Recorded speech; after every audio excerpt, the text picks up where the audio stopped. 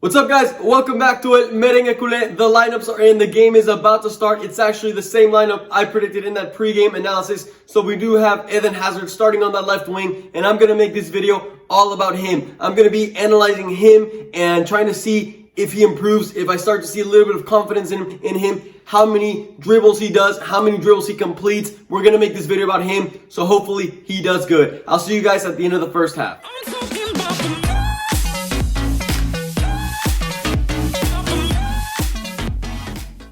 Guys, and we are back from the first half. Probably one of the best first halves that we've ever had here at Merengue Culé, where we come back and I'm actually happy. Real Madrid is actually playing pretty good, I would say, in the grand scheme of things. They're moving the ball quickly. They are having a lot of numbers as they move up. They're not getting stuck. They're making passes quickly. Anything very fast transition, and you see him catching up, especially in the third goal. You saw how open that transition was. Exactly. Let's kind of run a little bit through a little more chronologically. Alaves started off with a lot of intensity.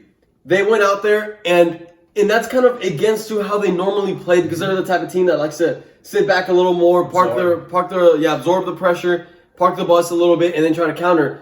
And they try to press up Madrid a little bit, which kind of brought out once again how shaky Courtois is with his feet, because we were forced to drop, like, we had the ball, right? It was Alaves pressing us, and we were forced to drop the ball to Courtois a lot. And there's so many times where he gets in risky situations. They actually did block one of his kicks at one point, so it's just a little risky. And if you remember, it was against Alaves in the first round when Zidane gave him the ball and they scored off that bad pass from Zidane. Yeah, it was against Alaves. Courtois, not Zidane.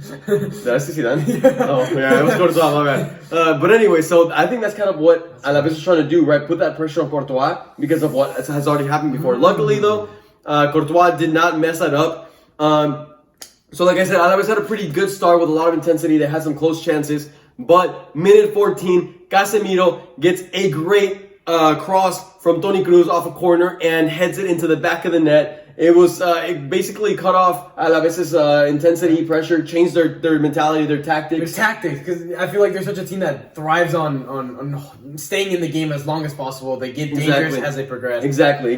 The more they progress, if it's already the second half and they're still in the game, they start growing. But the moment they get 2 goals conceded in them, they kind of die off, which is exactly what happened minute 40, when Karim Benzema, it was already, closer towards the end, Karim Benzema gets a pass from Eden Hazard. Eden Hazard gets an assist and a beautiful shot from Karim Benzema, putting basically upper 90, which then Eden Hazard would add on to his tally with a goal, with the assist and the goal, getting a pretty good long ball. I can't remember who gave him the long ball anymore, but he gets a little touch that was maybe shaky touch. A little shaky. Yeah, we were both kind of like, oh man, he's gonna mess it up. But his shot made up for it. Yeah, he makes sure to kind of chip the ball a little bit over, because knowing that the goalie would have his foot there. So, this intro was about, I told you guys how this intro in this game was going to be revolved around Hazard. And boy, what a half it's been for Eden Hazard. So far, I told you guys I was going to be looking at his dribbles too. He has attempted 3 dribbles and completed all 3 dribbles. However, I will say one of those dribbles, it ended up just him drawing a foul, which is equally fine, That's what we want to see. That's what shows us. Those are the stats that shows that Eden Hazard is improving. He's getting confidence. So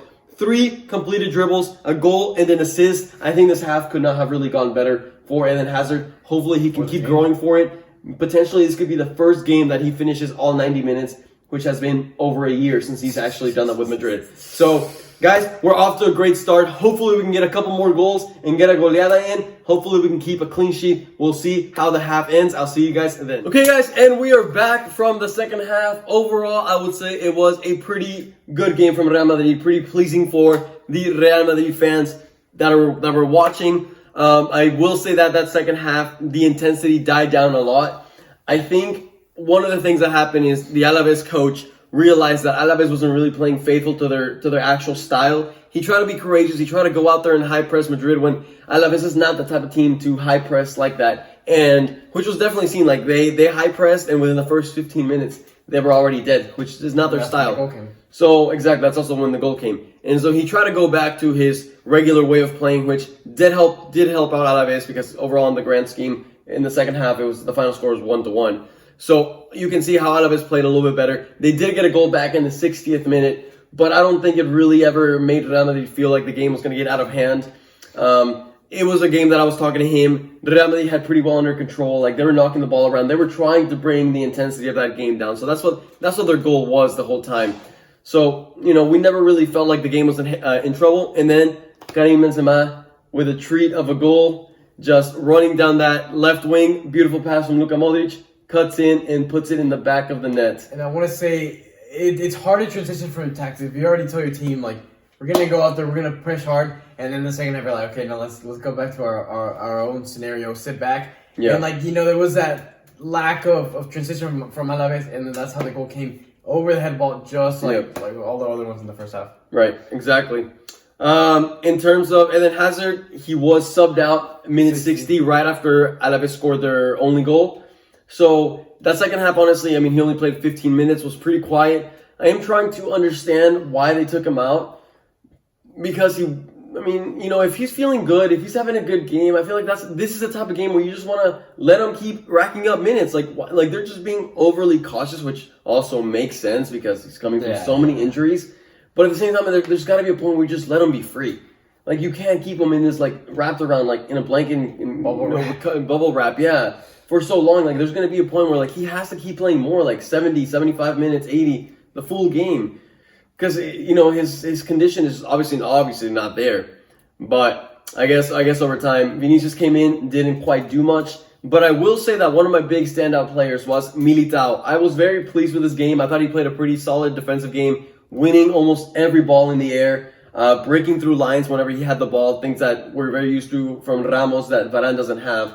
That Ramos complements pretty well. So it was nice to see that. Any other things that you would add? I found it weird, the lack of rotations after Madrid's already 4-1 up. Yes. I don't understand. Yeah, I don't get it either. Personally, we were talking about it, like, I would have brought in Mariano for Benzema, you know, take off 10, 15 minutes from his legs. You're so cautious with Hazard, keeping him in bubble wrap, and everybody else is like, the minutes they put on Benzema. Yeah. But my opinion, exactly. It's not single-handedly, but he's carrying Madrid. Madrid without Benzema is in trouble. Oh, Madrid without Benzema is, we would not be third, fourth place in La Liga, I think. Toni Kroos played the whole game. Casemiro played the whole game too. I'm glad they took out Luka Modric, but it definitely does feel like we need more players. But also, you look at the bench and there's no one. Now that you don't have Valverde because of the injury, you don't have Odegaard, you don't have, like, up top, you just have Mariano. Like, there's really not that many options. So it's like, what do you do? So, I don't know. Overall, though, it was a pretty good game. I'm pretty happy. Okay, guys, and now the time that we do the shout-outs. There's actually only one person that correctly predicted a 4-1 win for Real Madrid, and that is Dylan Del Pyre, saying that they would win, obviously, 4-1. So, congratulations to you, man. You get your shout-out, and you get your name on the leaderboards for potentially the Karim Benzema jersey. Karim Benzema, who was man of the match. Guys, with that being said, that concludes this video. Obviously, a very good day for Real Madrid. We can all go to sleep. Happy that we got the 3 points. With that being said, we will be seeing y'all tomorrow for the Barcelona game. Stay in tune for his pregame analysis to make sure that you can drop your score predictions. And as always, I hope you have a good day, and a la Madrid.